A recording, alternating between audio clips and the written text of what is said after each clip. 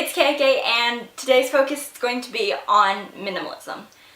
There is so much that I could talk about. I could probably talk about this topic for hours and not get bored. Not something that I call myself in real life. Not talking to people and having conversations and saying, well, I'm a minimalist. I'm not trying to convince you or persuade you to do this. This is not an argument. This is just my journey. It helped me and some of the benefits that I found from it and how I came to be where I'm at today. Like I said, there's so many different things that I could talk about, and to be honest, I don't really know how to separate them. To me, they kind of all flow into one another. First off, why would I want to start? I wouldn't even call it a lifestyle. I would call it a tool to get to the lifestyle that you want. There's so many different reasons, but I don't think you should be doing minimalism just to do it.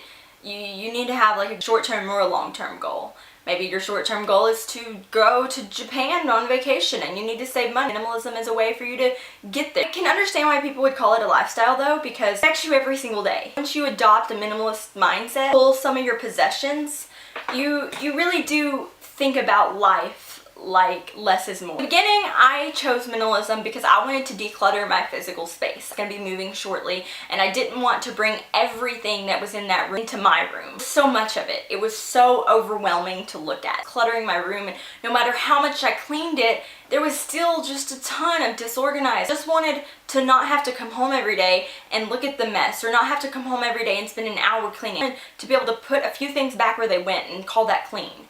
And for me, minimalism was the tool that I used to be able to do that. I did minimalism solely to get rid of my crap. I only saw minimalism as a way to get rid of your things. I've known about minimalism for a couple years, but the reason that I hadn't wanted to do it is because I was still holding on to my stuff. I loved my stuff, and I love brand names. Everything that I liked, minimalism didn't. Really strong hesitation, apprehension, and rejection to the whole idea. I started getting rid of my stuff. It felt so freeing. It felt so great to not be tied down to the chains of this materialistic society that we have, I guess you would call it. In a world where for Christmas you only want the newest toys. To let that go, to be able to let something that I had felt so deeply ingrained in me since I was in like 6th grade, it's a giant relief. Somewhere along the way, instead of saying, what do I not want, what don't I need, I started saying, what do I need? Why would I need this? You start asking yourself all of these questions, and the whys. The whys are really important. For example, why do I have 30 makeup brushes? Why do I have 5 of these things? Clearly, I need to be decluttering again because I have not touched this basket in over 2 months. The question was, why do I want it? Do you feel some kind of fulfillment by having more things? Like, what is the fulfillment and how long does it last? Think about it. Could you have taken that $10 to $50 that you spent on that new shirt, could you have put it in a pile, and could you have gotten some better in a month? And would you want to do that? You start to ask yourself whys, answers get really complicated and you really have to think things out. And 9 times out of 10, I found myself saying that I didn't need things, or I asked myself what I really needed. One day I tried to list every single thing I used in an entire day, and I didn't fully complete the list, but it was just to get the point across that I have thousands of things and I might only touch a few hundred a day. Only maybe 50 have any real value to me. Very freeing is that I no longer feel the need to browse for clothes on the internet for hours.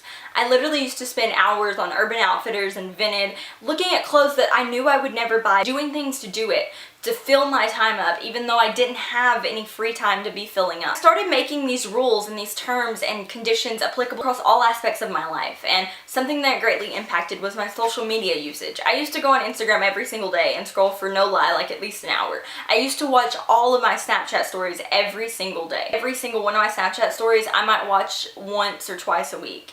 And then Instagram, I'm lucky if I get on it every day. I get notifications. I have them turned on for like my friends. Another way it's impacted my life is watching TV. I used to watch TV every single day. I used to make it a priority. Try not to do that anymore. Clearly, I'm still great at binge watching.